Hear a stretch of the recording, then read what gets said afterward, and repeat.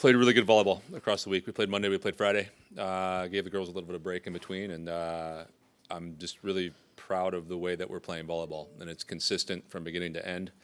There's a lot of inconsistencies around the country right now with everybody beating everybody, and we're playing really, really good volleyball regardless of who's on the other side of the net. So excited for what's to come. And I think I'd probably be remiss if I didn't give a shout out to the 12th man, just on our Friday match especially. We played around with some different ways to get the crowd involved, and man, it was a really, really cool, electric atmosphere. Our players felt it, the fans felt it. I got a bunch of text messages afterwards, and I'm just eternally grateful for what the 12th man brings to this university and to our team especially. So looking forward to the weekend and 3 more chances to go do that. Who would like to get us started with questions? We'll go third row on the right to Richard.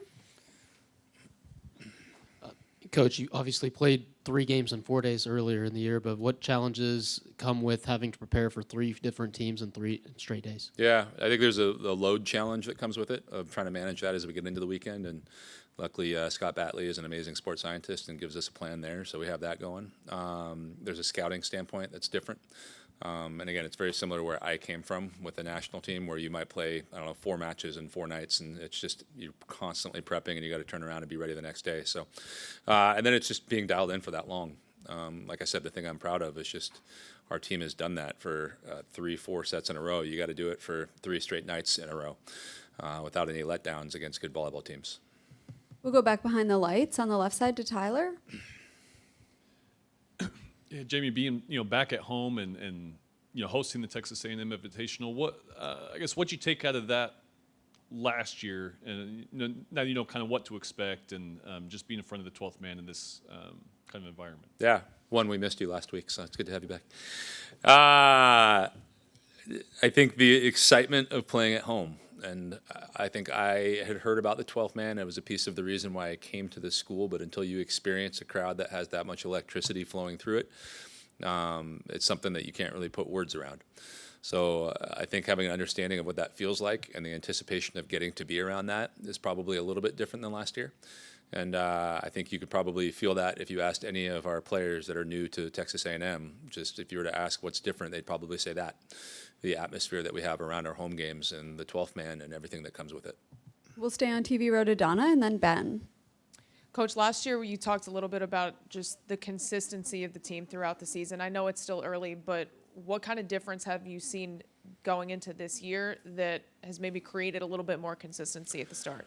Yeah, I think a position that doesn't really get a lot of, the highlights. We always talk about who scores points, but just the trio of Ava, Ellie, and Tatum, they've become the backbone of this that causes this consistent serve receive presence, this defensive presence.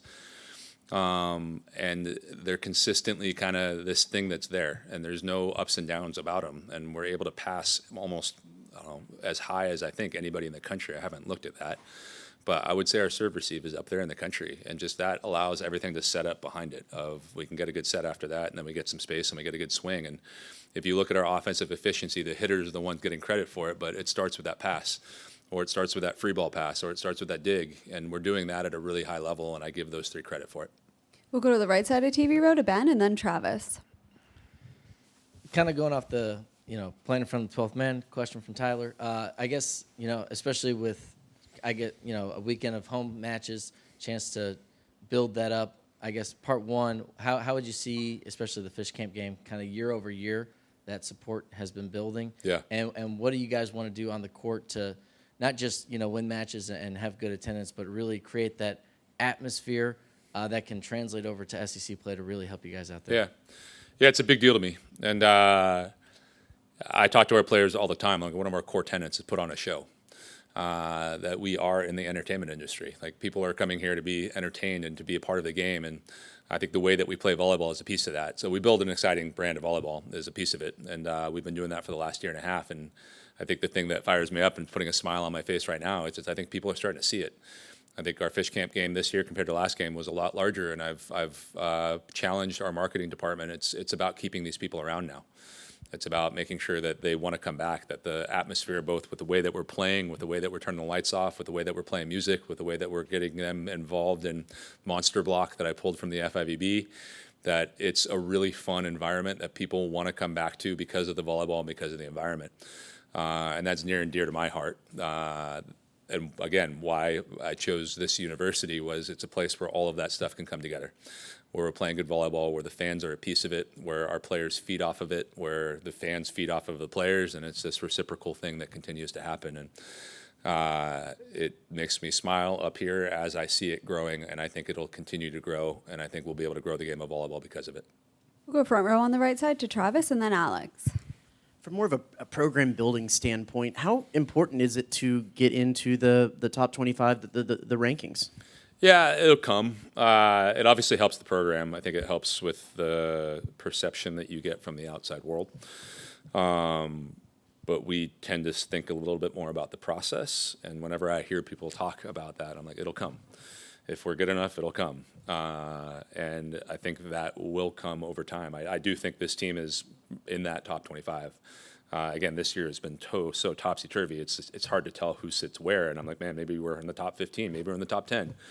But that will come. That'll come when we play teams that are ranked that, and we get to see what that looks like. I guess Wisconsin, not looking past this weekend. We got to take care of one at a time, but we get to see that. But we got to get to that point, undefeated, in order to go prove that and end up in there. But so I know it's there. I know the perception of the program from the outside will be dictated on that, but we don't dictate it on the inside. We just take care of the process and what we can on this day, and then that will come with time if we're good enough, or it won't. Cool thing about sport. We'll go second row on the left side to Alex. Yeah, last week when you got here, you said you guys wanted to improve on your blocking a little bit. Just Yeah. what'd you see from that aspect of your game the last week in the two matches? Yeah, I thought we were much better. I thought we were just not timing it as well as we could have that previous week, and I thought we got into some better spots this week. We're going to up that. We were talking about what we're going to work on our practice for the next 4 days, and very rarely do we get 4 days of practice and then go play. So we've been using this as, hey, what do we need to get instilled before we hit SEC play? And we're going to do some work on some hand work and things along those lines. But I thought the timing was a lot better, and I think as a result, you saw us stuff some more balls.